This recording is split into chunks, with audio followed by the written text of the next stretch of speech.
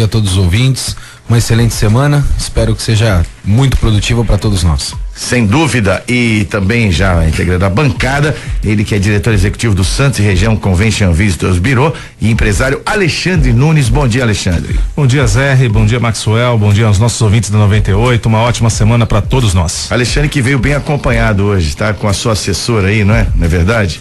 Tatiane é minha assessora para assuntos aleatórios, etc, e de negócios também. Mais conhecida como filha. É isso aí. Bom dia a todos mais uma vez que estão aqui no Bom Dia 98. Quem está chegando, aliás, já está aqui para comandar a sonoplastia e nos ajudar no desempenho desse programa é o Tiago Ferraz. Bom dia, Tiago. Bom dia, Zé. Bom dia aos ouvintes, bom dia aos convidados desta manhã de segunda-feira do Bom Dia 98, Zé. Ok, e já vamos aí prontamente divulgar os canais de comunicação para que o ouvinte possa interagir conosco. Participe do Bom Dia 98, WhatsApp 997829970, pelo telefone 3284-1100 ou pela página no Facebook, facebook.com/Bom Dia 98.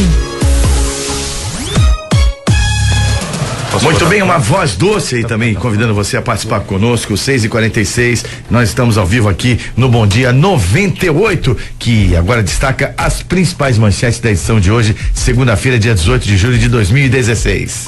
Homem atropelado pelo VLT abre discussão sobre segurança do sistema. Frente de trabalho já é cogitada em São Vicente. Grevistas da Condesave rebatem que Billy deve diminuir cargos comissionados. Ainda fechado, imóvel alugado apresenta avarias em Santos. Agora 6h47, Tiago, e um acidente com o VLT. Aliás, quem conversa comigo sobre VLT, já era previsível que isso acontecesse, mas vamos em frente detalhar esse acidente que aconteceu aqui, não é? Com uma pessoa que passava e está internada. Exatamente, Zé. Um homem com aparência de 40 anos foi atropelado por um trem do VLT em Santos na noite do último sábado e permanece internado em estado grave. Foi o primeiro acidente do tipo com o modal desde o início da operação comercial em 31 de janeiro. De acordo com informações do consórcio BR Mobilidade, que opera o VLT, o homem é morador de rua e estava deitado no trilho quando a composição se aproximou e o atingiu, ferindo-o na cabeça. O acidente ocorreu no cruzamento entre as avenidas Marquês de São Vicente e Senador Pinheiro Machado, no Canal 1, por volta das 19 horas. Segundo a Prefeitura de Santos, o homem foi socorrido por uma ambulância do SAMU e levado ao pronto-socorro da Santa Casa de Santos e posteriormente dirigido à UTI da instituição.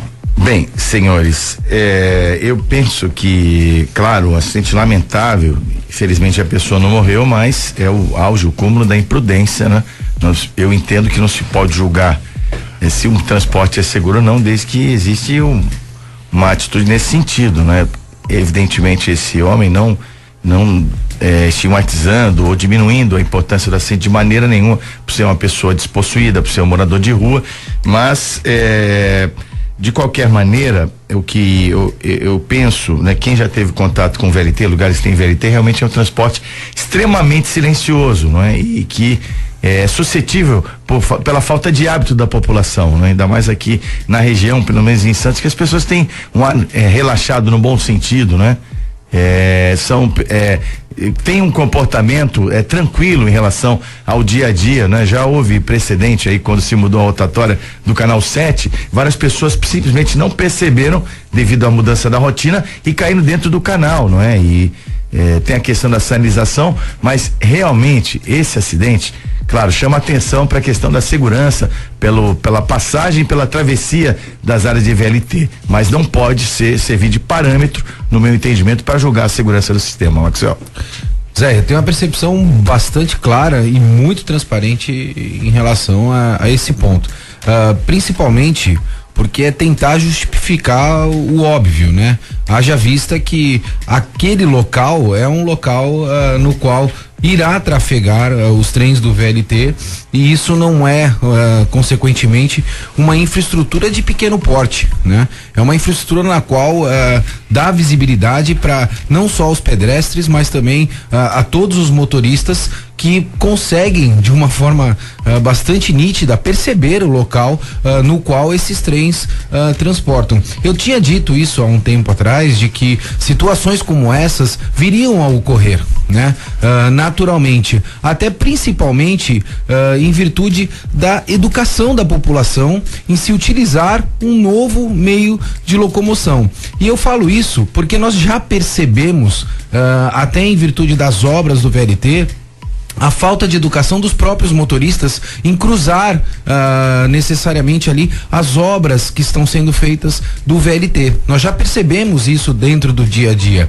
E isso é muito mais uma relação de educação e respeito por aquilo próprio que está sendo feito. Respeito, quando eu digo, não é pela obra, mas necessariamente pelo o poder que aquele meio de locomoção possui, né, em relação aos outros meios. Ele tem uma prioridade natural e isso precisa ser respeitado, do que necessariamente as pessoas não respeitarem o que está sendo feito pelos meios políticos, governamentais e privados também, Zé. Então é bastante importante que a gente tenha essa consciência, tá? Também isso reflete no que você disse em relação àquela nova rotatória do Canal 7.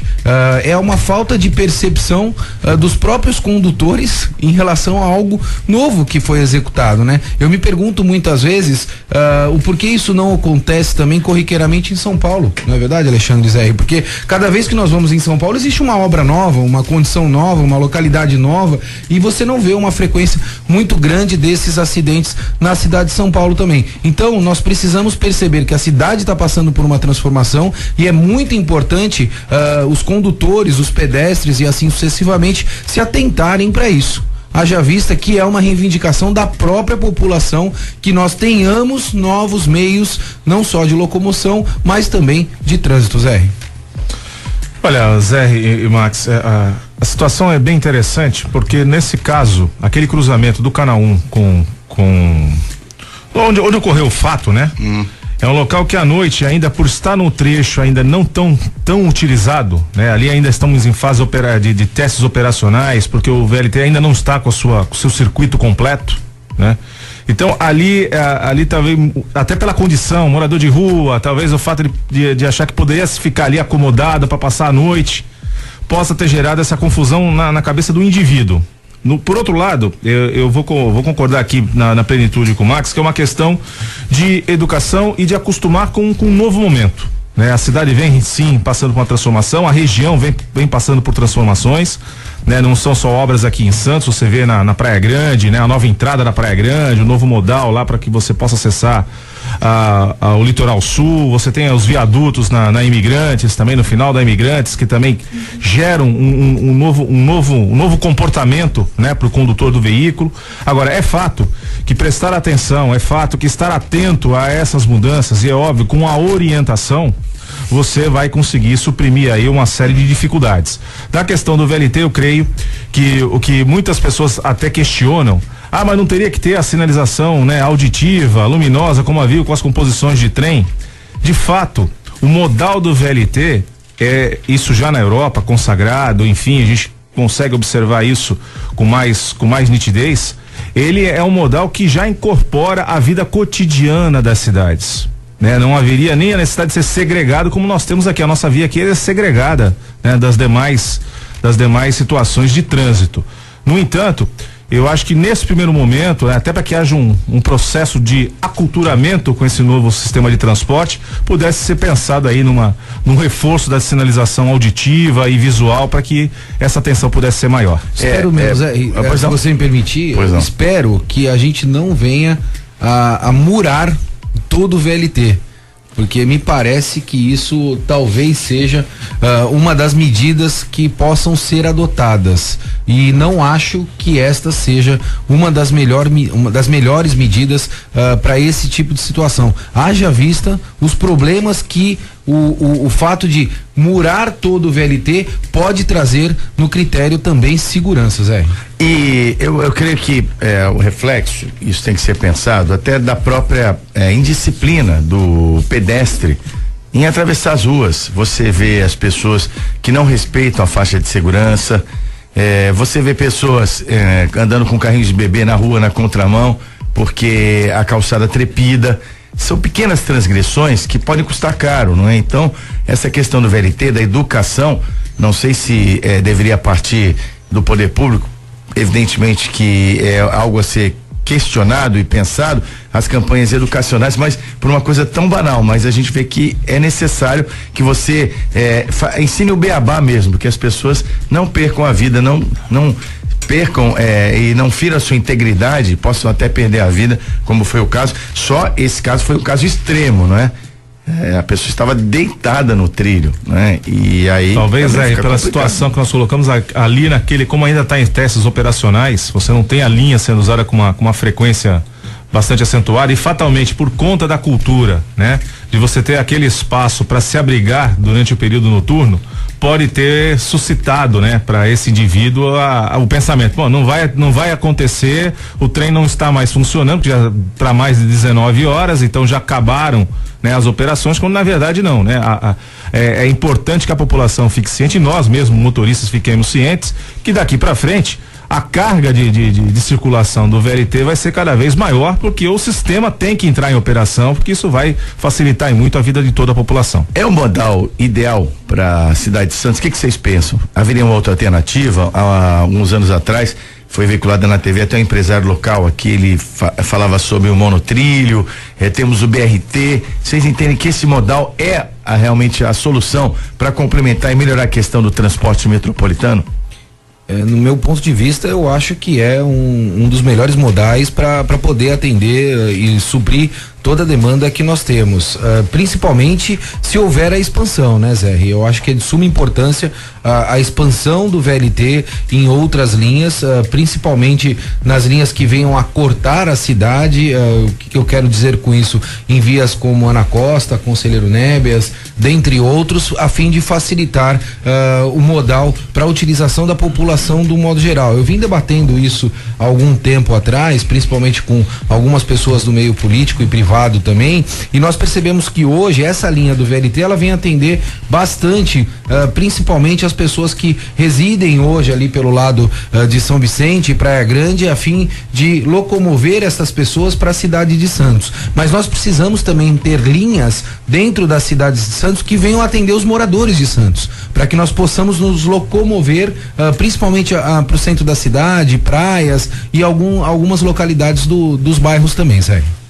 A questão do VLT, ela completa, Zé, toda uma questão logística que a cidade já teve em outrora. Se nós vamos pensar friamente, o VLT hoje, moderno, né, atual, ele é talvez o neto ou bisneto dos bondes, né? E nós já tivemos um sistema de bondes amplamente instalado, trabalhado na cidade de Santos, ainda com alguns remanescentes. Temos lá no centro histórico, pegando um gancho aqui para a vertente turística, né?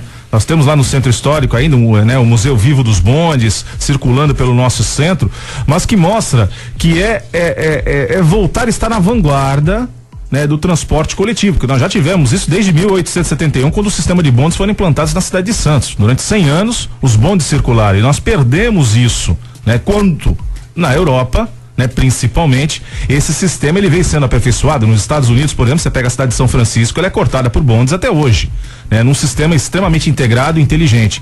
O que nós temos sim, e aí o Max lembrou bem, a expansão, né, e o projeto ele prevê isso, né, a expansão de linhas e para outras áreas, não só de Santos, mas ligando a nossa região metropolitana, para que nós tenhamos, né, a facilidade do transporte de locomoção em massa, né, mais acessível à população, facilitando, encurtando as distâncias. Agora, nós temos um agravante, particularmente na nossa querida cidade, né? A nossa cidade, a conurbação urbana de Santos, ela é extremamente preocupante. As nossas avenidas e ruas não são largas, elas são estreitas. Então, qualquer processo desse tem que ser extremamente pensado, né? E inclusive uma das etapas do VLT é trafegar pela Conselheiro Neves, que já é uma avenida estreita, né? Você tem uma faixa preferencial de ônibus, né, que facilita o transporte, né, coletivo na faixa da direita, que a gente percebe o quão complicado fica o trânsito em toda a extensão da avenida. Então parece que vai mudar para Campos Melo. Exato. Uma das alternativas é a Campos Melo. Exatamente. Acho que o X da questão é um sistema bem planejado da integração dos modais, né? O transporte, ônibus e VLT.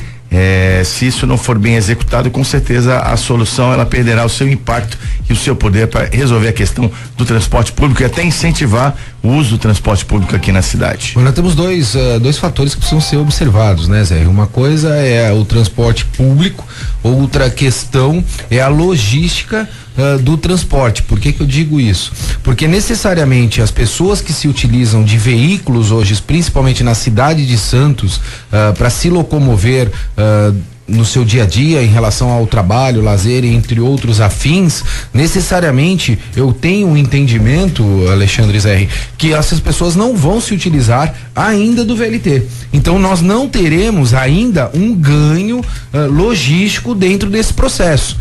Nós teremos sim um meio novo de locomoção das pessoas, mas não necessariamente um ganho logístico tirando ou retirando veículos da cidade. É fato que hoje a linha privilegia esse transporte, né, intrametropolitano, mas que nós tenhamos sim a expansão do sistema para que possamos atingir outras áreas da cidade, como o centro, como a Ponta da Praia, como a Zona Noroeste, tão importante para o desenvolvimento da cidade de Santos e de toda a região também. 7-1, o ouvinte também está se manifestando, Tiago. Olha, Zé, participação do Johnny Gabriel, do bairro do Estuário, ele diz assim: bom dia, galera. Outros países, o VLT trafega junto à população, tipo bonde, como era antigamente aqui em Santos, no chão e só no trilho. Tá aí o ouvinte concordando que não necessita colocar um muro ali, segregar, né? Fazer como é no Rio de Janeiro, aquelas linhas de trem da Central do Brasil imensas que se anda quilômetros ao lado do muro. E temos também a participação do César, do Gonzaga, sempre participando com a gente. Sim. O Zé, bom dia.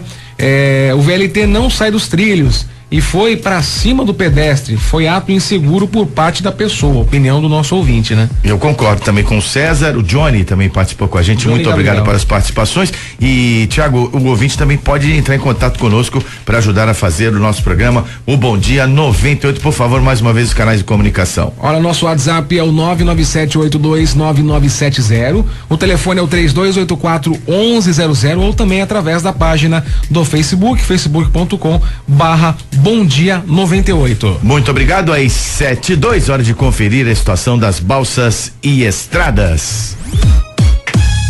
Balsas e estradas.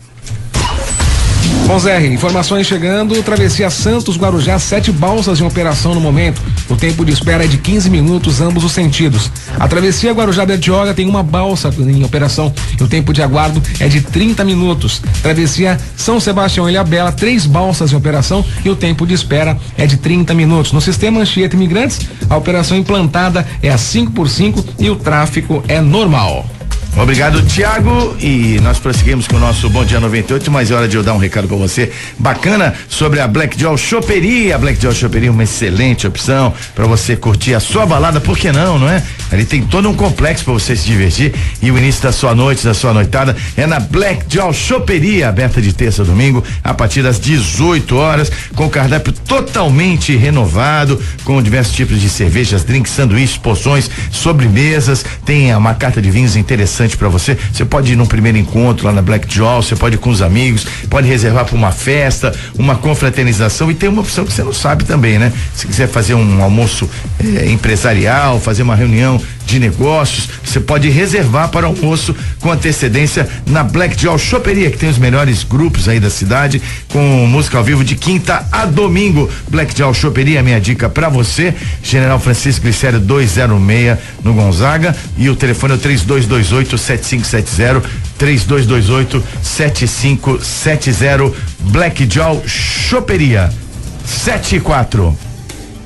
Seguindo o ZR, frente de trabalho já é cogitada em São Vicente. Grevistas da Codesave rebatem que Billy deve diminuir cargos comissionados. O prefeito de São Vicente, Luiz Carlos Billy, disse que será necessário suspender o vale alimentação dos trabalhadores da Codesave. Caso contrário, a empresa de economia mista terá de demitir 300 funcionários para que os salários e outros benefícios sejam pagos em dia. A proposta foi rejeitada pela categoria em assembleia realizada na semana passada. A administração municipal já a contratação de uma frente de trabalho. Segundo Billy, a proposta entregue oficialmente ao Sintracomos e que foi negada foi garantir o salário dos funcionários da Codesave dentro de cada mês, junto com o pagamento da assistência médica, da cesta básica e também do Vale Transporte. Billy disse que o pedido foi para suspender e não cancelar por 6 meses o Vale Alimentação e assumia o compromisso de honrar os demais dentro de cada mês. Caso a proposta não fosse aceita, infelizmente seria obrigado a demitir perto de 300 funcionários para equacionar os problemas financeiros da companhia. E o sindicato devolve. E a questão dos comissionados, né? Você de repente vê essa situação. Eu vi outro dia uma foto sobre o lixo na Praia do Itararé. Sabe aqueles filmes de ficção científica que o mundo acabou, que existe aquela situação caótica de desgoverno, tudo muito degradado, abandonado há muito tempo. Eu, com muita tristeza, tive essa figura de pensamento, né? Esse mental picture, como eu gosto de dizer aqui, né? A minha imaginação remeteu a esses filmes, e o sindicato, me parece, só está aí exigindo o essencial, que é receber o trabalho em dia o serviço que foi prestado, receber em dia o salário pelo trabalho que já foi realizado. Claro que existem às vezes algumas amarras o excesso talvez de benefícios nas leis trabalhistas tem que ser reavaliados. Porém, nós temos aí de repente essa questão que é muito latente, que diz respeito à questão do gerenciamento da Codesave.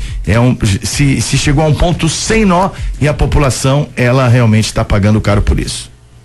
Tenha dúvida, Zé, e fico a me perguntar se é fresquinho porque vende mais ou vende mais porque é fresquinho, né? A pergunta é exatamente essa, haja vista a situação que as prefeituras passam hoje, né? Falta verba a fim de custear tudo aquilo que é de responsabilidade da prefeitura e, consequentemente, há exigência pelo outro lado a fim de se garantir todos os benefícios que foram concebidos em outros tempos. Por que eu digo outros tempos? Porque a partir de um determinado espaço-tempo foram-se criadas uma série de obrigatoriedades, principalmente vinculadas aos orçamentos da cidade, aonde o prefeito necessariamente precisa destinar um percentual para saúde, um percentual para educação, um percentual para segurança, entre outros fatores. E esses percentuais, de um modo geral, Zé, Alexandre e ouvintes, estão vinculados a repasse de verba do governo estadual e federal, consequentemente, o que necessariamente muitas vezes inflexibiliza a gestão municipal. Isso acontece de uma forma natural, não só no município, mas também no estado. Então nós precisamos, de uma certa forma, rever essas questões de custeio, principalmente dentro da máquina pública, para que as prefeituras possam se transformar em um modelo de gestão saudável, o que não acontece hoje necessariamente na rotina de 99,9% das prefeituras no Brasil, Zé. E aí, esse caos que a gente desenhou para você aqui, não precisa explicar muito, né? Esse calvário da população de São Vicente vem se repetindo. E é lamentável, Zé. É lamentável, Maxwell, que nós tenhamos isso numa cidade maravilhosa como é a nossa São Vicente, importantíssima para a economia da nossa região, importantíssima para o turismo, e você ter uma situação dessa de abandono, independente, como bem lembrou o Max aqui, a questão do contingenciamento das verbas, né, e do direcionamento do orçamento para cumprir aquilo que legalmente é exigido para a educação, para a saúde, para a segurança. A necessidade veemente de não só São Vicente, Zé, e ouvintes, mas que de todos os gestores públicos de melhorarem a eficiência da gestão dos recursos públicos. Nós temos que observar aí, não é só a questão dos direitos trabalhistas, né, de uma empresa de economia mista como é a Codesave, mas que também nós tenhamos a responsabilidade de fazer a gestão da melhor maneira possível dos nossos recursos públicos, né, recursos de todos nós contribuintes, né, que nós observemos os quadros, né, não só dos funcionários públicos legalmente, através dos concursos públicos, daqueles funcionários de carreira, mas também dos contratados, dos comissionados, e até que ponto isso, essa não gestão, essa não observação com maior rigor, com maior critério, não vai acabar atingindo, né, o desenvolvimento do cotidiano de qualquer cidade. Então nós, infelizmente, assistimos na nossa querida São Vicente, célula máter desse país, a primeira vila fundada, uma situação de penúria.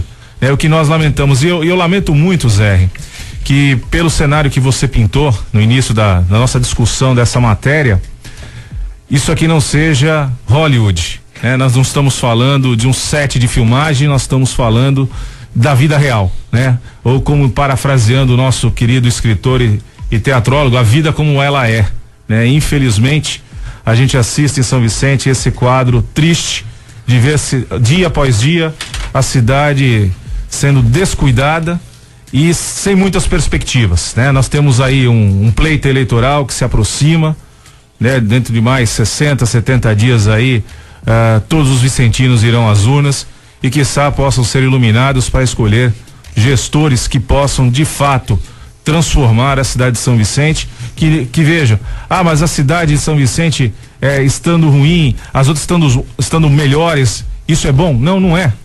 Ou a região pensa coletivamente, estrategicamente, sinergicamente, para que todas possam evoluir, e a nossa região precisa evoluir, ou senão nós vamos ter problemas seríssimos, porque para quem vem de fora, Zé e Maxwell e ouvintes, não há divisas, não há barreiras, não há cancelas, né? Você sai de um município, entra em outro, e você não sabe, então é ruim para a imagem da região e é ruim para o turismo da região que São Vicente continue desta maneira. Agora 7h11, vamos em frente com o nosso Bom Dia 98, realização da CDL Santos Praia, Câmara de Dirigentes Lojistas Santos Praia, confirmando na certa 7h11, hora do Giro Nacional. Giro Nacional. Cunha diz a aliados que foi abandonado por Temer. Então, rei morto, rei posto, né? É a questão aí do Eduardo Cunha, que com toda a sua influência na Câmara, olha, não foram só essas as, entre aspas, traições que ele recebeu quando da votação do seu recurso na Comissão de Constituição e Justiça, e ele citou alguns que ele entende que o abandonaram e vão, de repente, serem vítimas de tudo que sabe o Eduardo Cunha, que ele sabe muita coisa, dos bastidores da Câmara, da Lava Jato, enfim, de tudo que envolve essa política rasteira de Brasília, infelizmente, que veio à tona com a Operação Lava Jato, aí sim, um ponto positivo de depuração e reformulação da política nacional. No entanto, ele fala de Temer, citou também um aliado de sempre, né? O deputado Paulinho da Força Sindical, o André Moura, hoje líder do governo na Câmara, provavelmente tenha chegado a esse cargo com o apoio do Cunha, mas o Cunha agora está reclamando que ele foi abandonado à sua própria sorte. Zé Rio, vou dar uma dica pro Cunha, e eu acho que se ele estiver nos ouvindo, ele poderia seguir esta dica, né? Cunha, eu acho que está na hora da tua delação premiada, haja visto que você foi abandonado por todos. Então é uma excelente oportunidade de você trazer à tona também tudo aquilo que você sabe e que é do seu conhecimento, a fim de contribuir com a população. Se o Temer te deixou de lado, nós estamos aqui para te ouvir, Cunha. Traz para nós queremos ouvir o que você tem para falar. E bem interessante, né? A diferença do ser e do estar, né? É interessante que muitos, infelizmente, ocupantes de cargos públicos, né? Ao assumirem a sua posição, tanto no executivo quanto no legislativo, acredito que sejam imunes, né? Aos processos legais. E acreditam que os seus cargos que lhe confiam poderes, né? E já diz o velho ditado, né? Você quer conhecer de fato uma pessoa, dê a ela o poder, né? Não é o dinheiro, é o poder. E quando esse poder, que é uma efeméride, né? É uma coisa tão efêmera, na verdade, desculpa aqui o trocadilho da língua portuguesa, mas é tão efêmero, que o fato de você perder um cargo, você deixa de ter o poder e as pessoas simplesmente viram as costas para você, né? Então o que nós estamos assistindo aí nada mais é do que no covil de lobos, a matilha reage, né? As mudanças climáticas. Saiu da cabeça um lobo, os outros querem ocupar o seu espaço e a partir daí deixam ao abandono. Mas, Max, você foi muito feliz, né? Que traga isso pra gente, né? É verdade. Que fale. É uma excelente oportunidade. Né?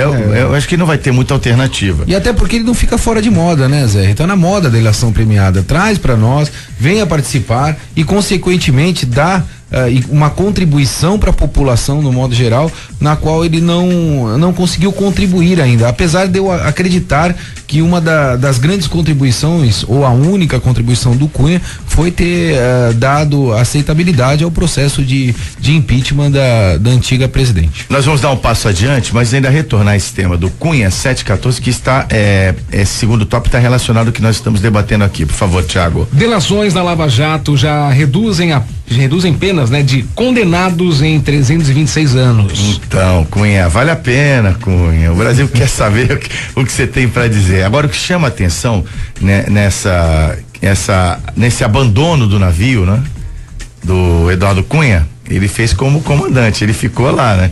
E a nau está afundando. E que o novo presidente, que ele tem uma base de apoio, e aliás, a base eleitoral do Cunha vem das igrejas evangélicas. Essas igrejas neopentecostais, nós vimos aí na TV, na mídia, enfim. E o ex-prefeito, ex-deputado federal César Maia, que é pai do atual presidente da Câmara dos Deputados, o deputado Rodrigo Maia, agradeceu publicamente a 3 figuras que o ajudaram e foram decisivas na conquista dos votos necessários para assumir a presidência da Câmara. Os pastores R.R. Soares, que está em rede nacional, aí em vários canais, o Silas Malafaia e o Valdemiro Santiago, ou seja, não é? Esse grupo que sustentar essa bancada que compõe um dos maiores lobbies da Câmara, a bancada evangélica, também mudou de lado e apoiou o Rodrigo Maia. Tenha dúvidas, R, mas o contexto de apoio e participação de todos os envolvidos, ele transita de acordo com os interesses individuais, é o que é o reflexo do dia a dia do Congresso Nacional. E essa é uma das grandes reformas que nós necessitamos, né? Eu quero crer que não se cabe mais uma quantidade exorbitante de partidos a fim de atender tantos interesses. Eu quero crer que a competitividade ela deve haver, mas nós devemos nos limitar a um número de partidos, sejam eles 2, 3, 4 ou não mais que 5 partidos, para que nós possamos ser produtivos. Além desses fatores, é importante dizer que o próprio Congresso aprendeu já a lidar também com uma série de situações que são corriqueiras dentro do dia a dia e principalmente relacionadas aos escândalos que acontecem. Nós podemos perceber que agora o Congresso entra em recesso por 2 semanas, né, Zé? Para que eles possam de alguma forma relaxar ou descansar em virtude do árduo trabalho que foi elaborado nos últimos meses. Como se isso fosse um benefício de toda a população do modo geral, com uma remuneração na qual eles possuem também, e como se nós não tivéssemos assuntos importantes em pauta para que fossem vencidos. Então eu quero entender que esse recesso também é mais uma articulação para que se possa ganhar tempo, deixar a poeira baixar de alguma forma, para que consequentemente, a partir desta segunda semana de recesso, o Congresso venha a trazer para a pauta aquilo que necessariamente é de interesse daquele meio e daquele processo. O deputado Rodrigo Maia já disse, olha, o pessoal não vai diminuir o ritmo durante as Olimpíadas. É para rir ou para chorar, Alexandre? Olha, meu caro, na verdade, eu vou dizer aqui 2 aspectos. Né? Aproveitando o ritmo olímpico, né? Que nós teremos atletas do mundo inteiro aqui, excepcionais, que todos eles possam ser que nem um jamaicano, a Usain Bolt, para resolver os nossos problemas, né? Na rapidez do homem mais rápido do mundo. Por outro lado, Zé e Maxwell, eu gostaria de fazer uma reflexão aqui com os nossos ouvintes. A questão da reforma política, né? Da questão de ter menos partidos, eu acho muito interessante. Se discute mais uma vez o efêmero poder e se esquece do capital principal que o homem público tem, que é de cuidar da sociedade. Os nossos queridos representantes, sejam nas câmaras municipais, nas assembleias legislativas e na Câmara e no Senado Federal, estão a serviço da população, de mais de 200 milhões de habitantes de um país chamado Brasil. E infelizmente se busca muito mais a questão de compor o poder tal qual um Lego, né? Montando as pecinhas para compor um cenário de poder, de você articular e ter nas suas mãos o que fazer, quando fazer e a que momento fazer, ao invés de pensar de fato na população, em todos nós que trabalhamos, que levantamos cedo, que fazemos de sol a sol esse país, essa economia funcionar com todas as dificuldades. Então eu faço aqui um apelo e uma reflexão, aproveitando o clima olímpico, do emanamento dos povos, né, do emanamento, né, do espírito olímpico de Pierre de Coubertin, né, que vale a pena a gente integrar e vale a pena a gente lutar, independente do resultado, que nós tenhamos sim uma classe política renovada. E que o nosso ouvinte, todos nós aqui, e que o nosso ouvinte que dá 98, que usa sua inteligência para o trabalho e para a labuta diária, possamos todos nós escolher, identificar e escolher de fato quem vai nos representar a partir desse pleito das eleições municipais que se aproxima, e que tenhamos aí sim, não um recesso de 15 dias, Maxwell, para que o Congresso possa refletir, né? Afinal de contas trabalham por demais em prol da população, mas que nós tenhamos 2 anos aí para pensar de fato quem vai conduzir de maneira ímpar, né, este país nos próximos nos próximos pleitos eleitorais, tanto no município agora como daqui a 2 anos para presidente da República. Datafolha aponta que brasileiro está mais otimista com a economia do país. Então, desde dezembro de 2014 não havia uma percepção tão positiva, né? Se bem que de lá para cá tudo mudou muito para pior, mas que é o reflexo, né, de um processo de gestão econômica do país que desagou no que nós estamos vivenciando nos últimos anos. Mas o brasileiro está mais otimista em relação à queda da inflação, à manutenção de emprego e à retomada do poder de compra. Zé, é evidente que a economia, de uma certa forma ou de outra, ela vai se ajeitar e, consequentemente, dar os saltos que ela precisa dar. Você comentou em relação ao Datafolha, e eu gostaria até de fazer um comentário, que essas pesquisas são pesquisas que, de certa forma, me assombram, né? Haja vista o que foi divulgado agora recentemente em relação às pesquisas eleitorais, principalmente na cidade de São Paulo, o que já, de uma certa forma, começa a induzir o eleitor, porque eu não consigo entender como candidatos que estão sendo hoje necessariamente julgados, né, e com evidências tão extremas, possam estar despontando em algumas pesquisas. E eu tenho um entendimento de que a população não aprendeu absolutamente nada com todos esses processos de escândalos nos quais nós passamos nos últimos anos. Então é bastante preocupante as pesquisas nas quais elas são evidenciadas principalmente para a população, para que nós possamos ter este artifício como uma tomada de decisão, não como uma indução para a população. Então fica a dica para a população aí, do modo geral, para que nós não sejamos induzidos pelas pesquisas, mas sim que elas se tornem referências para que nós possamos discutir o pleito que vem em outubro próximo. Agora, o fato, Zé e Maxwell e nossos ouvintes, independente da questão Datafolha, eu acho que esse assunto, né, do humor, eu já havia comentado isso na semana passada, aqui, inclusive na bancada. Comentamos, sim. Que há a sensação que nós temos, isso até como puxando o nosso lado empresarial, puxando o nosso lado como uma entidade que também congrega empresários de toda a região da nossa costa da Mata Atlântica, há uma mudança de humor. E essa mudança de humor, no meu entendimento, é o primeiro passo para que você possa acreditar num futuro diferente. É obviamente que, como empresários, todos nós estaremos atentos, né, e observando a marcha política em Brasília, né, que se aproxima também um crivo aí, uma decisão que tem que ser tomada, seja ela qual for. E aí nós vamos ficar com bastante ansiedade aguardando esses 15 dias e os outros próximos 15 dias. Né? Porque nós temos que ter essa decisão política, né? Consagrada ou não, independente do resultado, mas isso vai determinar a marcha, como o processo será revertido. Agora, é fato que o humor, a busca pela nossa região, por exemplo, para a realização de eventos, consultas, né? De espaços e de projetos começam a efervescer.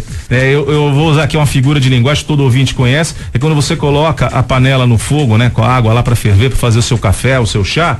E a sensação que eu tenho, Zé e Maxwell, que nós estamos começando aquela primeira fervurinha, sabe? A panela começa a esquentar, as bolinhas ainda não estão saltando da parede da panela, mas já começa a haver um sinal de que as coisas estão aquecendo. e quiçá, né, isso possa ser refletido de fato na nossa economia. É um fato que até na semana passada, Zé, na nossa bancada aqui nós comentamos um indicador comparativo do mês de abril que sinalizava um aumento do consumo, né? E de repente, no final da semana passada mesmo, a gente teve o revés, né? Do IBGE já anunciando o comparativo de maio, havendo uma queda, né? Então veja, essa oscilação que está presente na economia, isso é um fato que todos nós sentimos no supermercado, no comércio, no shopping centers, enfim. Por outro lado, quando se fala da perspectiva, não está se falando do hoje, está se falando do amanhã, do futuro. E esse futuro parece ser um pouquinho mais animador e a mudança de humor vai determinar sim o curso das coisas. Então me parece que nós estamos tentando buscar aí um ciclo virtuoso de retomada do nosso crescimento, que aí sim, economicamente, nos frios dados, né, nos números frios, isso vai demandar cerca de um ano e meio aí para que nós possamos ter os resultados de fato acontecendo. Mas que a mudança de humor, Zé e Maxwell e ouvintes, nos parece ser bem mais produtiva para o segundo semestre do que nós tivemos então até o final do ano passado e início desse ano. 7h25.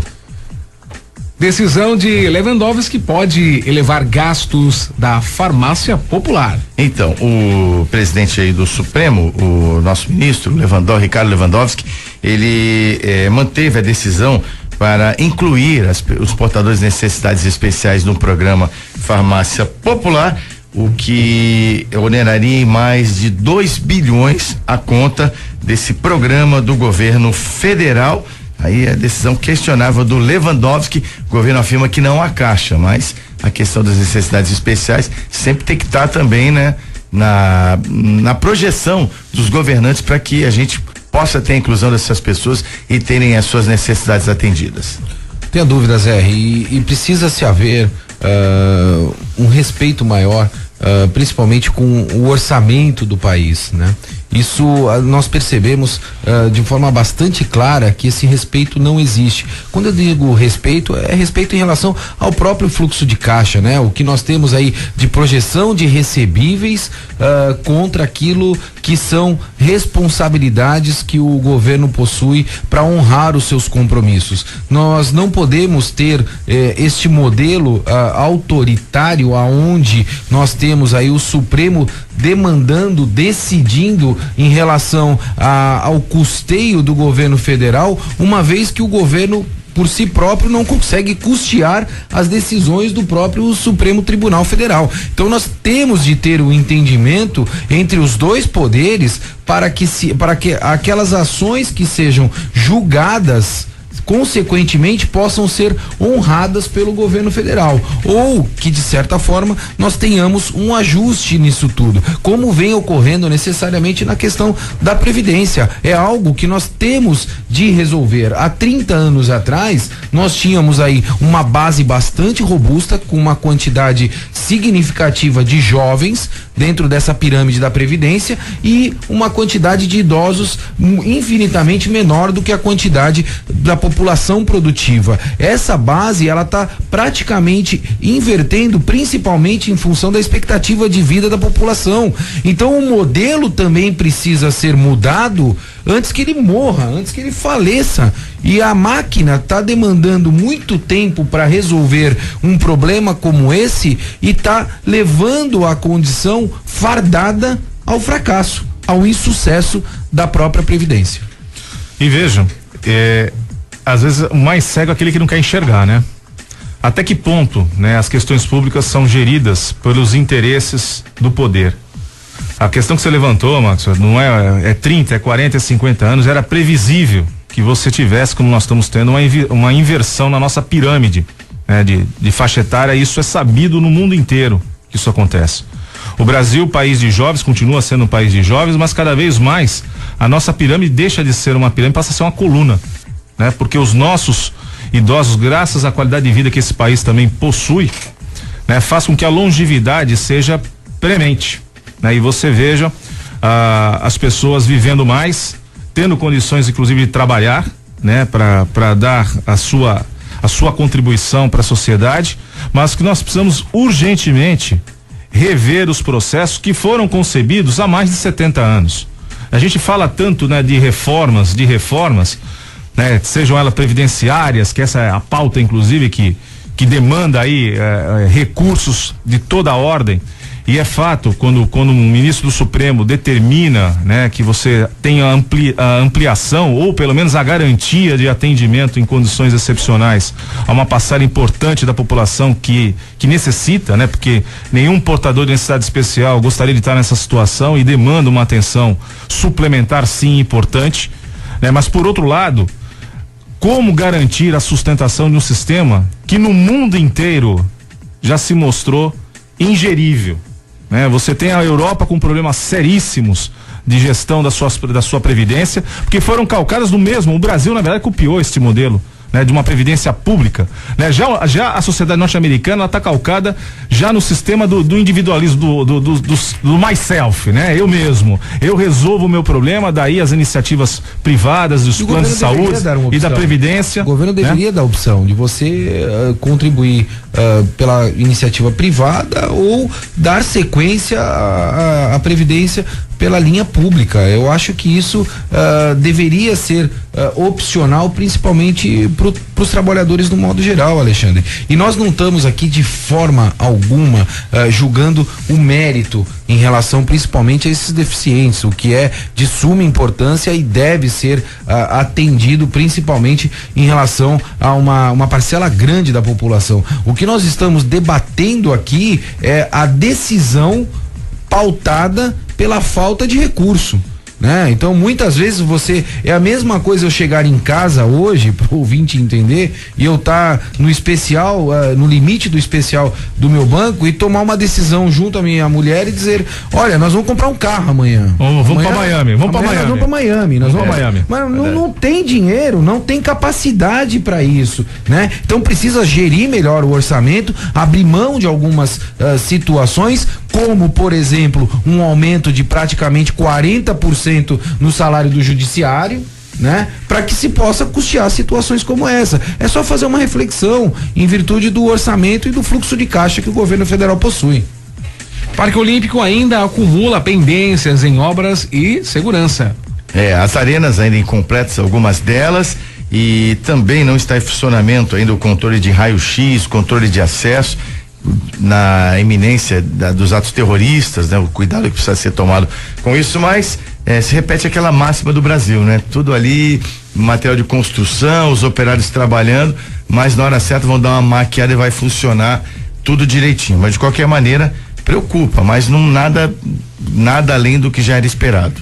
O Brasil sempre com o seu jeitinho brasileiro e se vangloriando de uma situação que é rotineira, né? Deixando para a última hora todos os detalhes para que possa contar com o principal fator que nós percebemos que o governo e a própria gestão pública conta em grandes eventos, e nós percebemos isso na Copa também, né? O fator sorte, né?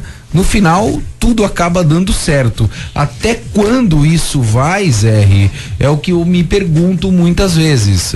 Porque você tem sorte uma vez, 2, 3, 4, e será que isso vai se tornar sempre uma rotina, ou em algum determinado momento nós teremos um evento realmente sério em relação a essa ingerência que existe na contratação desses grandes eventos versus a responsabilidade de entrega, né?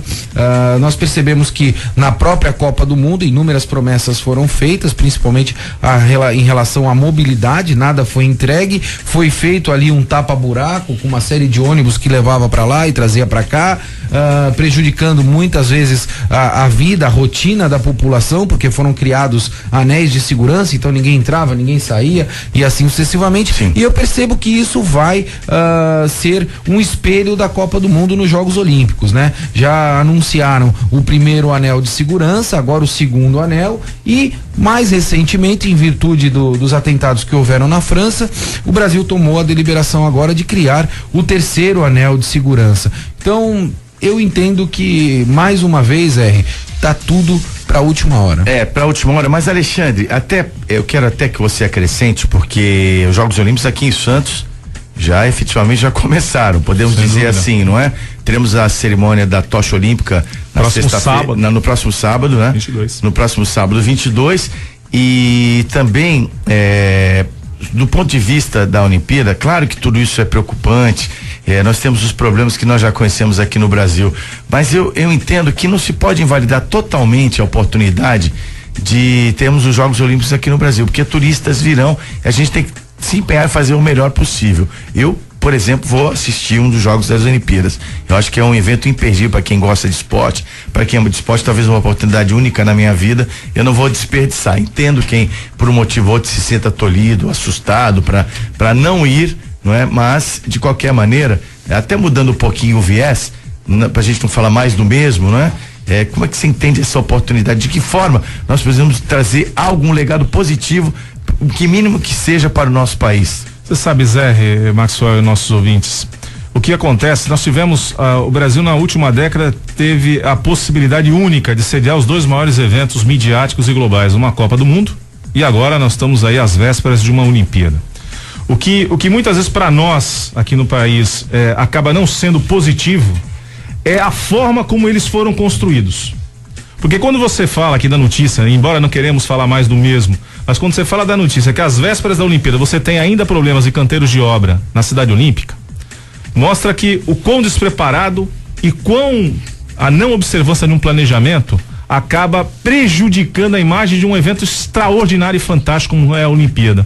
Porque a escolha de uma sede, ela não é feita da noite pro dia.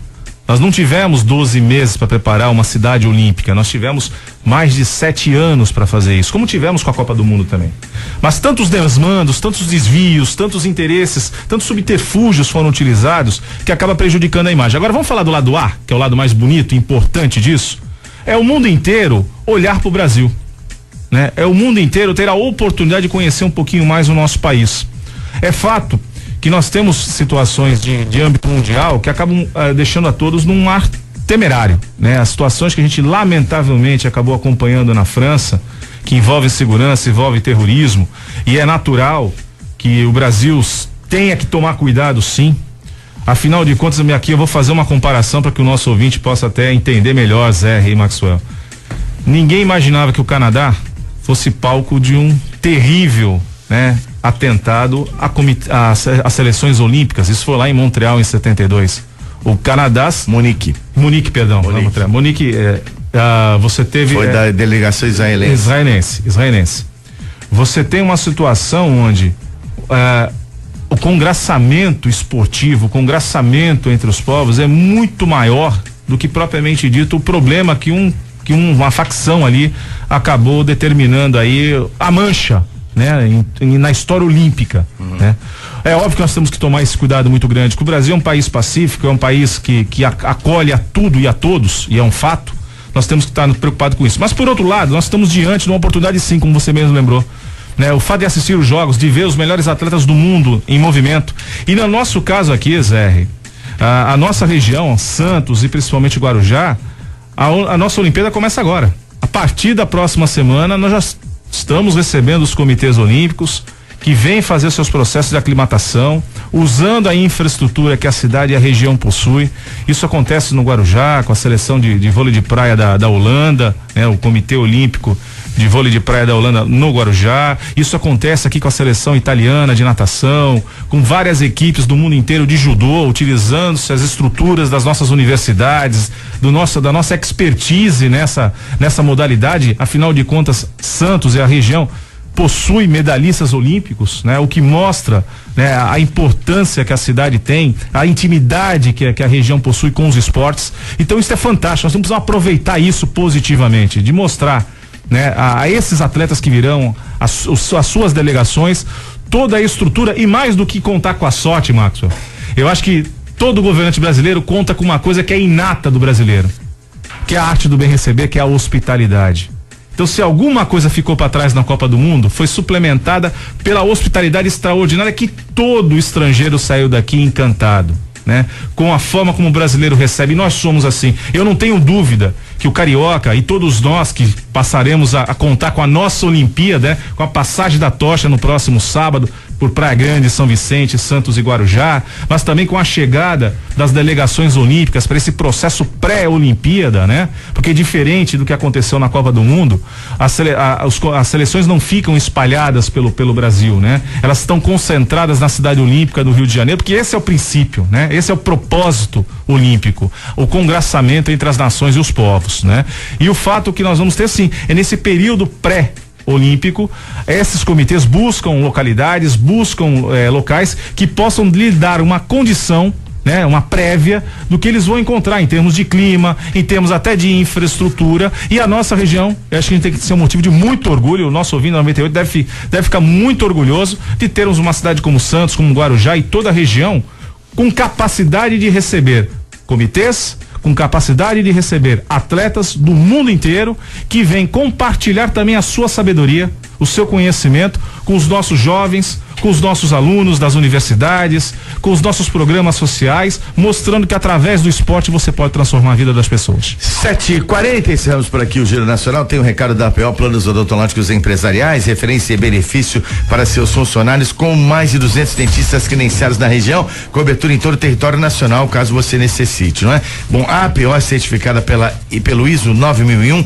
em todos os seus departamentos. É uma empresa referencial em assistência odontológica que tem para você esse grande benefício que você pode estender inclusive para sua família. Tem algumas formas de contratação da APO. Você, empresário, pode contratar, ou seus funcionários também pode comprar e aderir ao plano com o ticket médio baixo, dependendo do número de funcionários da empresa. Vale a pena você conferir tudo que a APO Planos Odontológicos Empresariais pode te oferecer. Ligue 21044000 ou acesse apoodonto.com.br. APO, a saúde da sua empresa começa aqui. Vamos ao intervalo comercial no Bom Dia 98. Voltamos já com a agenda portuária.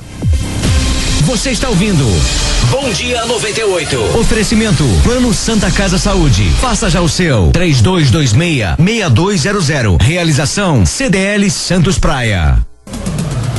Bom, de volta com o Bom Dia 98, 7h43, realização da CDL Santos Praia. É um prazer ter você conosco aqui na audiência. Vamos ao ar de segunda a sexta-feira, das 15 para as 7, às 8h15 da manhã. Sempre uma satisfação estarmos por aqui. Tem mais uma empresa importante, nossa apoiadora, que eu tenho que destacar agora, que é a Design Gallery, lista de casamentos, chá de cozinha, novidade sempre na Design Gallery, uma loja incrível. Aliás, você pode encontrar presente pro Dia dos Pais na Design Gallery também. Vai lá que você vai achar. Procure a equipe do João Vilela, muito qualificada para te trazer a maior variedade de produtos para casa e sempre com o menor preço. A Design Gallery, eleita 6 vezes consecutivas Top of Mind, a loja mais lembrada na categoria artigos para o lar e decoração. Design Gallery em 2 endereços, Rua Azevedo Sodré 3, próxima a Conselheiro Neves, e Avenida Marechal Deodoro 98. Design Gallery. Segunda-feira é hora de debater o maior porto da América Latina. 7h44. Agenda portuária.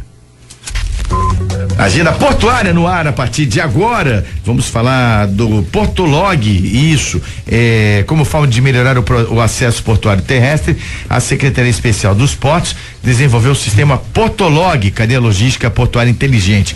O objetivo é evitar a formação de filas de caminhões nas cidades e nos acessos rodoviários aos portos. Quem está muito integrado ao Portolog, até atuando profissionalmente, não é? Desenvolvendo soluções tecnológicas, é o Maxwell Rodrigues, que é vice-presidente da Ergos Group e está sempre na nossa bancada. E hoje, Maxwell, entendo que é importante nós debatermos essa questão do Portolog, de que forma ele pode contribuir para aumentar a eficiência das operações portuárias. Sem dúvida, Zé, um assunto que está em pauta, tem voltado aí ao noticiário, principalmente pelo sucesso da primeira fase, se assim nós podemos dizer, de implementação, em virtude da chegada dos caminhões ao Porto de Santos, principalmente dos commodities ali relacionados a soja, açúcar, dentre outros, que há 3 anos atrás ou 4 anos atrás era um problema significativo para toda a logística portuária e da cidade de Santos.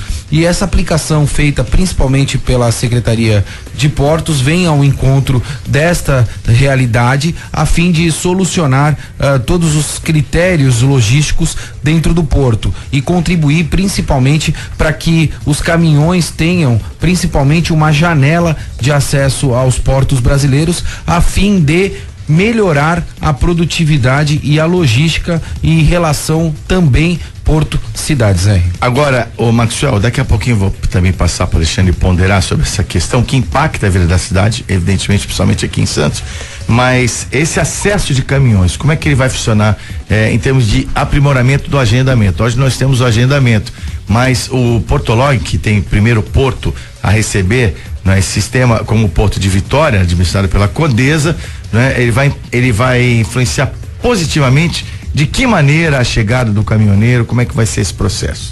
A primeira fase, como eu disse, que foi a implementação dos critérios de agendamento pelos próprios caminhoneiros, já deu um reflexo significativo à receptividade de todos esses caminhões no Porto de Santos. Mas ainda ficou uma lacuna grande, principalmente no que se refere às exceções, né? Você pode ter todo um credenciamento, você pode ter todo o gerenciamento dessas informações, mas necessariamente você precisa saber como gerir as exceções. Ou seja, aqueles caminhoneiros que estão fora de uma janela, aqueles caminhoneiros que necessariamente possuem erros documentais e assim sucessivamente. E essa aplicação, esse desenvolvimento feito pela CEP e que já foi licitado no Porto de Vitória e que eu quero crer que dentro dos próximos meses a Codesp e outros portos também, como Vila do Conde, venham a licitar, vai fazer com que a concentração de todas essas informações para admissão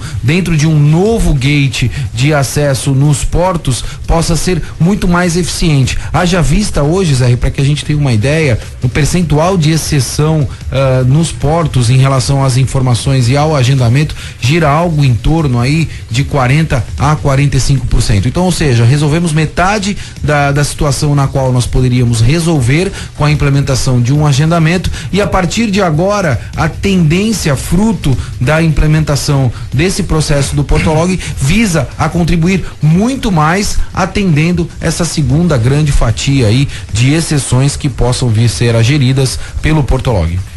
Agora, Maxwell, me diz uma coisa, você conhece tudo sobre portos, né? E a tua experiência profissional também já te demandou a conhecer os modais, né? E o modelo de atuação de portos pelo mundo inteiro. Obviamente a inteligência é fundamental, é um processo que impera sobre qualquer atividade. Então me parece que o Portolog vem atender a essa demanda que é importantíssima, que é usar da inteligência, do fluxo de informações criteriosas para que você possa gerir melhor todo um processo. Agora me parece, e me corrija se eu estiver errado, Max, que o nosso porto aqui ainda carece de uma situação talvez um pouco mais primária, que é independente da questão de inteligência, de informação, é você ter estrutura física para operar esse processo. Nós temos uma situação até geográfica que é extremamente complexa, né? A disposição física do porto, tanto na sua margem esquerda quanto na sua margem direita, próxima a grandes concentrações urbanas, e fisicamente os acessos ainda são bastante complexos. Como integrar isso? Como integrar essa uso da tecnologia, né? Que você tem através do Portolog, mas que me parece que no nosso caso aqui do maior porto da América Latina, ainda as questões físicas, né? Estruturais ainda são capitais para que a gente possa ter sucesso em toda essa operação. Alexandre, eu acho que a pergunta é muito feliz e vai ao encontro de tudo aquilo que nós estamos vivenciando hoje, né? A eficiência, ela é um processo natural de mudança, né? Para que a gente possa se tornar eficiente, nós precisamos mudar algumas coisas dentro da nossa rotina, né? Por exemplo, estudar mais, consequentemente adotar novos hábitos para que possamos ser eficientes. E esse processo hoje, principalmente falando de Porto de Santos, que é a sua pergunta, é um processo natural de transição. Nós podemos perceber isso porque inicialmente houve sim a concessão de áreas, né? Foi um processo árduo de transformação que consequentemente deu a possibilidade para que a iniciativa privada pudesse se apoderar de algumas áreas a fim de gerir a modalidade, né? Porto, o business porto dentro daquelas áreas. Uma segunda etapa consequentemente a isso era o fortalecimento dos órgãos públicos, como CODESP, CODESA, entre outras organizações governamentais que gerem os portos no Brasil do modo geral. E a próxima etapa natural a esse processo de transformação e de eficiência é o investimento em infraestrutura. Haja vista que você já contemplou outras etapas do processo anteriormente. A própria Prefeitura de Santos, o prefeito Paulo Alexandre, já possui um projeto nesse sentido. Eu acompanhei isso há um tempo atrás, e que consequentemente possa vir a contribuir nesse sentido a fim de aprimorar a infraestrutura. E aí o que falta, o que é a cereja do bolo para complementar todas essas etapas aí, é dar consequentemente inteligência a todo esse processo, a fim de não manipular mais as informações manualmente, mas sim se valer dessas informações de forma digital para que você possa ter just in time, né, uma relação muito mais veloz para a tomada de decisão. Maxwell, para encerrar, até para as pessoas terem uma compreensão maior, evidentemente para nós é muito importante debater o segmento portuário, né, dada a sua relevância para a economia do país, não só da cidade, da região. Quais vão ser as soluções tecnológicas aplicadas principalmente, que vão conduzir esse processo de identificação?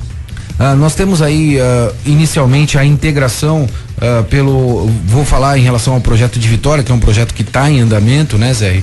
Não necessariamente agora falando do Porto de Santos, porque o Porto de Santos ainda precisa avançar um pouco nessa questão do Portolog e cadeia logística, mas falando do Porto de Vitória necessariamente, a primeira etapa é a questão de integração de informações entre a companhia Docas de Vitória e consequentemente a todos os atores ali daquele porto, que são os terminais privados.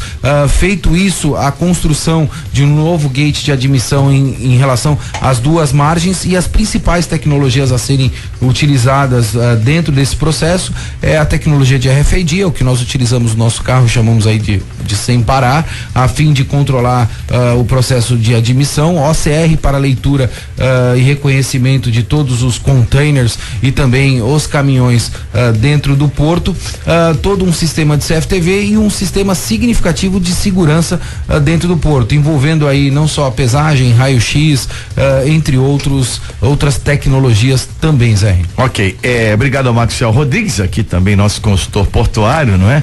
Especialista na área. Obrigado mesmo, Maxwell. Eu achei importante a gente trazer esse trabalho, que tem até uma empresa santista envolvida no desenvolvimento desse processo do Portolog no Porto de Vitória. O Maxwell permanece conosco, o Alexandre Nunes também. Vamos a um breve intervalo comercial. Bom Dia 98 volta já já.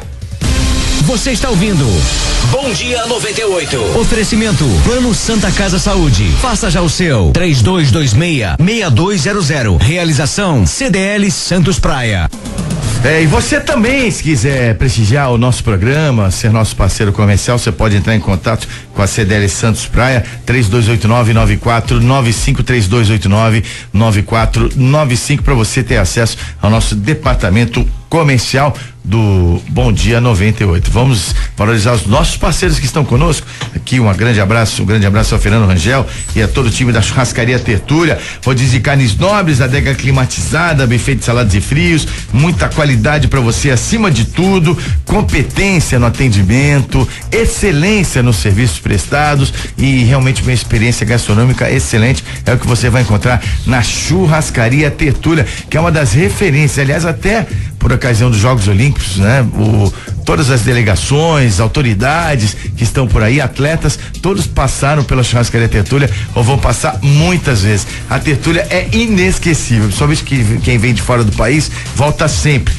A exemplo de quem mora na Baixada e fora do estado de São Paulo e no estado de São Paulo como todo também. Eu recomendo para você sempre a Churrascaria Tertúlia. Hoje rodízio no almoço e jantar a R$54,90, Bartolomeu de Guzmão 187, telefone 3261-1641, Churrascaria Tertúlia. E vamos em frente aqui com o Bom Dia 98 com os comentaristas Maxwell Rodrigues e também Alexandre Nunes, apresentação, a coragem do Zé Torquato, sonoplastia do Tiago Ferraz. E tem notícia agora, é com você, Tiago. Ainda fechado, imóvel alugado apresenta avarias em Santos. A Prefeitura de Santos já nem arrisca mais estabelecer uma data para o início das atividades no imóvel localizado na Avenida Afonso Pena 386. locado e reformado pela administração com custo superior a 830 mil, valor total investido. O equipamento, que deve sediar as atividades do PS da Zona Leste durante reforma, ainda não abriu as portas. O último prazo informado pela prefeitura era o primeiro semestre deste ano. Em novo questionamento, a administração informou que não há data específica. Um pedaço de forro jogado na frente da porta da entrada simboliza o total abandono do equipamento, que está fechado e inativo desde o término da obra no início do mês de abril. A parte frontal do imóvel se transformou em um abrigo provisório para moradores de rua. Então, a situação de abandono, segundo relatos, realmente é um fato e que também precisa ver melhor essa questão, né? Mas na raiz de tudo, Maxwell e Alexandre, tal, que a gente questiona muito aqui. Por que essa obra não foi adiante? Falta de verba para custeio, né? De repente, e também o não acompanhamento da maneira devida do imóvel que está reformado há um bom tempo, o equipamento que é necessário e importante, o PS da Zona Leste, mas não abriu as portas e, além de tudo, ainda segundo relatos que nós temos aqui, apresenta uma aparência degradada de abandono. Zé, eu bati muito nessa tecla em vários meios de comunicação na semana passada e vou continuar batendo porque eu ainda não vi nenhum discurso político nesse sentido a fim de vincular investimento com custeio. Nós percebemos, e esse é mais um dos casos onde nós percebemos uma vontade da iniciativa pública em fazer investimentos e que consequentemente não possui uma responsabilidade vinculada a essa vontade do investimento ao custeio. O que eu quero dizer com isto? Nós só podemos fazer investimento em algo novo uma vez que nós tenhamos condições financeiras para manter aquele algo novo. O que ocorre hoje, principalmente em todo o país, é que o governo, do modo geral, seja ele municipal, estadual ou federal, faz inúmeros investimentos e não existe nenhum vínculo de responsabilidade com o custeio para que se mantenham aquilo. Então não adianta um prefeito ou um governador, um senador ou um deputado se preocupar com inúmeros investimentos, seja em saúde, educação, infraestrutura, sendo que não existe a menor preocupação com o custeio. Então isso é mais uma maneira, no meu entendimento, de demonstrar a irresponsabilidade com o dinheiro público. Porque você faz o investimento, o equipamento fica lá e ele não opera por falta de condições relacionadas ao custeio. Então, principalmente, a legislação, ela deve se mudar. Ou seja, seja qualquer pessoa pública que venha fazer o investimento, Zé, ela precisa estar vinculada à condição de se manter aquele equipamento ou necessariamente aquele investimento feito. Seria o básico, né? Você vai começar, uma hora você tem que estar com o planejamento financeiro bem resolvido, né? Bem equacionado, para que não haja problemas como esses aí da demanda do PS da Zona Leste. Veja quantas obras, Alexandre e Zé, da Copa do Mundo foram abandonadas, literalmente, né? E se nós fizermos uma conta básica, todas essas obras abandonadas e relacionadas também ao dinheiro do investimento inicialmente feito, eu quero crer que cobre boa parte do rombo orçamentário que nós temos hoje declarado pelo ministro da Fazenda, tá? Olha, eu acho que a situação é mais complexa ainda, Max e Zé.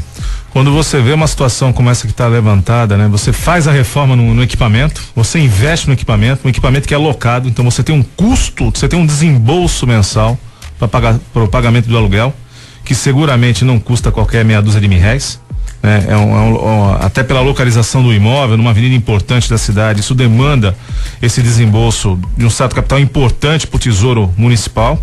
E o fato é, você reforma, você não usa, e todos nós sabemos que um local sem uso, ele quando for de fato, né, colocado à sua prova, você vai fazer um investimento maior ainda para recuperar, o que é um absurdo. Você gastar 2, 3 vezes o mesmo dinheiro para a mesma ação. Então é assim de se cobrar de parte de toda a classe política e dos nossos governantes uma responsabilidade maior, e eu concordo plenamente contigo, Maxwell, quando a gente fala edificar as paredes é fácil, ainda que custe muito, mas você precisa dar vida, né? E o que dá vida a qualquer empreendimento, seja uma empresa, seja um organismo público, é operação. É operação. São as pessoas, são os equipamentos, aquilo que faz com que o dia a dia, né, ganhe, né, a sua real importância e a sua finalidade. E veja, nós estamos falando de um assunto extremamente delicado e contundente: saúde. Né? Com saúde não se brinca. E é fato que este equipamento que foi reformado antevém uma situação de ampliação do pronto-socorro da Zona Leste. Né? É uma medida para que você possa fazer o deslocamento da operação, do atendimento, do pronto atendimento, enquanto aquele local onde nós conhecemos ali ao lado da escola Maracanãzinho possa ser ampliado, possa ser revigorado.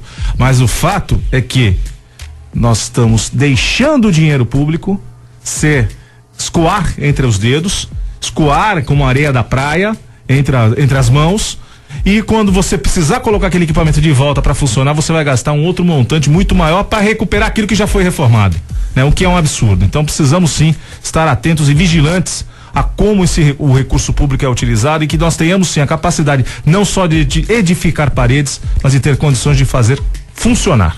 E nós podemos perceber que esse período no qual nós vamos viver daqui para frente, Alexandre, vai ser um período de inauguração de inúmeros equipamentos, né? O que necessariamente ou politicamente não me convence.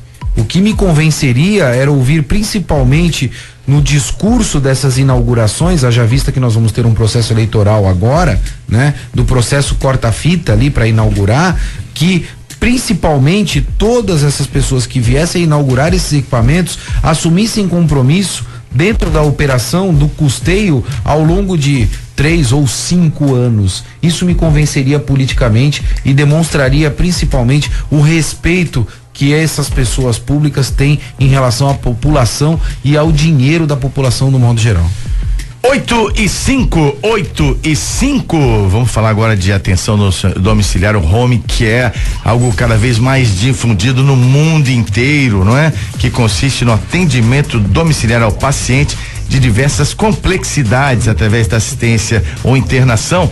O que a gente quer dizer que o home care, ele consegue dar qualidade no atendimento às pessoas que necessitam, seja qual for o grau da sua doença. O home care está muito avançado no mundo inteiro. O que eu tenho para te dizer é que em Santos você tem um home care de extrema qualidade, com todos os padrões internacionais, fora o lado da humanização. A gente conversa sobre isso, né? Com os especialistas em home care, que uma doença grave adoece toda a família, não é? E o home care faz com que você evite o tempo de internação. Hoje não é muito recomendado pelos médicos o tempo de internação nos hospitais, né? E o home care pode te atender da melhor maneira possível, né? Eu espero que você de repente tenha acesso a todos esses benefícios, conhecendo o trabalho de uma empresa como a Home Life. A Home Life está há 10 anos no mercado, está sediada em Santos, não só em Santos, na capital São Paulo, esse principal centro do nosso país, e também em Ribeirão Preto. Conheça melhor os benefícios do atendimento domiciliar na Home Life, aqui em Santos, Ana Costa 77, telefone 3202-6440. Conheça mais também pelo site homelife.com.br. 8 e 7 no Bom Dia 98. Vamos agora de esporte. Giro Esportivo. Giro Esportivo, temos o nosso especialista convocado a partir de agora. Bom dia, Ricardo Martins. Opa, legal. Bom dia, Zé. Você, ouvinte ligado na 98. Bora falar de Campeonato Brasileiro. Uma rodada muito boa pro líder Palmeiras, hein? Que conseguiu uma grande vitória ontem, 1-0 para cima do Internacional, jogando em Porto Alegre, coisa que o Palmeiras não conseguia há 19 anos. Com o resultado, o Verdão está a 3 pontos do vice-líder Corinthians, que ficou no empate 1-1 com o São Paulo, jogando em seu estádio ontem no Itaquerão. E melhor do que isso, hein? O terceiro colocado, o Grêmio, perdeu fora de casa 4-2 para o Sport Clube Recife. Quem também teve uma rodada a seu favor foi o Santos Futebol Clube, que jogando na Vila Belmiro no sábado, venceu a Ponte Preta pelo placar de 3-1. Na zona do rebaixamento está o Cruzeiro, hein? Perdeu para o Fluminense ontem pelo placar de 2-0 e vê a sua situação ainda mais complicada no Campeonato Brasileiro. O Brasileirão, que tem o Palmeiras líder da competição. Falando um pouco mais do jogo do Santos, no último sábado, na Vila Belmiro, a vitória por 3-1 diante da Ponte Preta em Campinas. Alguns detalhes marcaram o jogo. Primeiro, a forte discussão, ou melhor, nem discussão, o biquinho de Ricardo Oliveira para Gabigol. No segundo tempo, o contra-ataque do Santos, a bola enfiada pro Gabigol, ele driblou o goleiro da Ponte Preta, não bateu pro gol e não serviu o Ricardo Oliveira. A partir daí, o camisa 9 da Vila Belmiro ficou muito bravo com o Gabigol, que acabou marcando o terceiro gol do Santos, se despedindo praticamente da torcida após o gol, foi até o símbolo do Santos, beijou o símbolo do Santos e perguntado após a partida se era o último jogo, Gabigol não negou. Aliás, na última semana já tinha dito que não renovou o contrato com o Santos Futebol Clube. E as informações é que ele pode realmente deixar o Santos. Gabigol, Zeca e Thiago Maia hoje vão se apresentar à Seleção Brasileira Olímpica. Agora, Zé, no final do jogo, Ricardo Oliveira disse: o Gabigol não é menino, sabe que errou e errou muito. O bicho pegou, viu, Zé? Então, Ricardo, Juventus da Itália é o destino do Gabigol.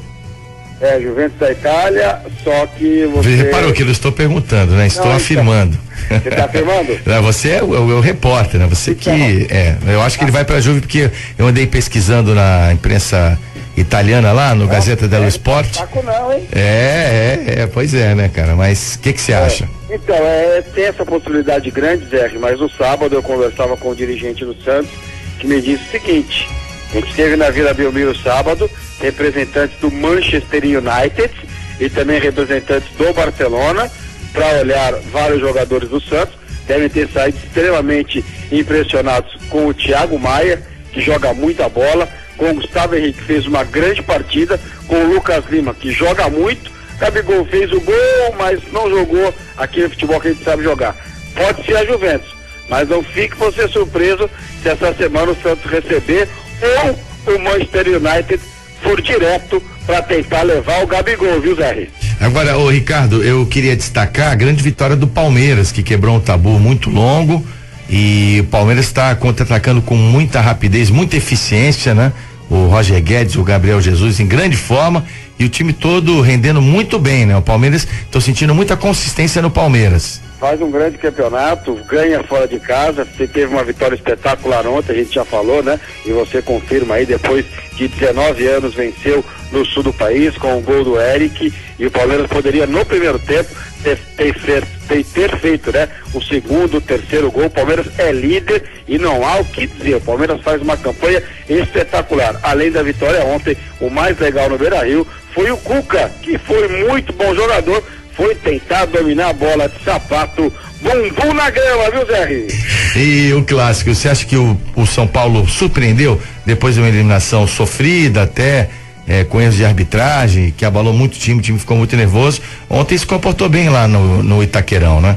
Muito bem, viu, Zé? Muito bem. O São Paulo terminou o jogo melhor do que o Corinthians, né? O Corinthians não conseguiu fazer aquilo que faz com seus adversários, jogando no Itaquerão, pressionando, não deixando com que o adversário jogue. O São Paulo conseguiu jogar, terminou a partida melhor do que o Corinthians, em cima do Corinthians. Só que o detalhe curioso é para quem vai ver hoje os melhores momentos daquilo que aconteceu no jogo, vai ver os 2 gols e 2 defesas espetaculares do deles, mas o Corinthians foi pior do que o São Paulo, né, Zé?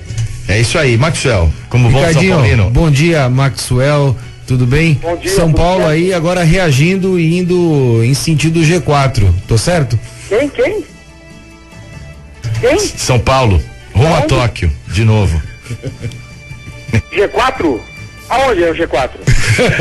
É o São Paulino que falou. Ricardinho, eu tenho que incentivar. Eu tenho que incentivar. O São Paulo pode sim, na verdade, sonhar com uma classificação à Libertadores da América. Título ficou muito difícil, né? O São Paulo está a 10 pontos do líder Palmeiras, mas para G4 dá para pensar. Resta saber como será a semana do São Paulo. São Paulo que perdeu 4 jogadores importantes, né? Ontem, após a partida, o técnico Paton Balsa falava sobre isso, né? A saída do Allan Kardec, a saída do Caleri, a saída do Paulo Henrique Ganso, e também do Rogério, né? 4 jogadores que representavam 80% dos gols do São Paulo na temporada. Então o São Paulo vai precisar contratar para reforçar o seu elenco. O elenco que tem hoje é meio de tabela, viu, Zé? Então, e para encerrar, derrota do Brasil, não é? Na final da Liga Mundial para a Sérvia.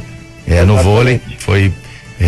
A Sérvia jogou muito bem, o Brasil não teve chance, né, Ricardo? O Brasil perdeu 2 vezes para a Sérvia, né, nesse campeonato. Perdeu na fase de classificação e perdeu ontem por 3-0. A sorte do Brasil é que a Sérvia não está classificada para os Jogos Olímpicos do Rio de Janeiro, que acontecem já daqui a 15 dias, hein? O pessoal tá falando aí em 18, 19 dias, mas na verdade o futebol começa no dia 3, né? A largada para o futebol feminino. E o destaque também, Zé, se você me permite, para a Copa Davis, né? A grande vitória da seleção brasileira de tênis para cima do Equador. Ontem uma vitória espetacular jogando em Minas Gerais, o Brasil classificado para a última fase, né, da América aí para a Copa Davis, para tentar voltar para a primeira divisão. Eu, Ricardo Martins, falei de esportes aqui na 98, para Armazém 26, materiais elétricos e hidráulicos de limpeza no centro de Santos, Praça da República 35. É só você ligar para Armazém 26, a gente entrega aí para você e não cobra absolutamente nada. 3221-3396. Armazém 26, materiais elétricos, hidráulicos de limpeza, e ainda tem o café e o açúcar. É só você ligar pra gente. 3221-3396. Grande abraço, até amanhã. Tchau. Obrigado, Ricardo Martins. Aproveito e agradecer também ao Marcos até segunda-feira que vem. Obrigado, Zé. É sempre um prazer estar aqui. Até a próxima semana. Forte abraço a todos os ouvintes e ao Alexandre também. Agradeço também a presença do Alexandre Nunes. Boa semana, Alexandre. Até semana que vem. Uma boa semana para todos nós, para o nosso ouvinte da 98, Zé, Maxwell e todos os nossos amigos aqui da bancada e do estúdio, e que tenhamos uma semana muito produtiva, né? E que venhamos com boas notícias sempre. Sem dúvida. Obrigado ao Thiago Ferraz. Obrigado, Thiago. Até amanhã, se Deus quiser. A produção é a Jana Novaes contribuindo com a gente também. Rick Santos, que aí tá de molho hoje, mas logo tá voltando aqui, tá atuando nos bastidores, hein? Atuou na pauta de hoje, também me mandou informações importantes ao longo do programa. Rick, pronta recuperação para você. Ele já tá bem agora, né? É questão de repousar um pouquinho e retornar. 8h15, amanhã tem mais Bom Dia 98, realização da CDL Santos Praia, às 6:45 da manhã na 98 FM. Um grande abraço e até amanhã. A repercussão das principais notícias da região e do país. Você ouviu Bom Dia 98. Oferecimento Plano Santa Casa Saúde. Faça já o seu. 3226-6200. Realização CDL Santos Praia.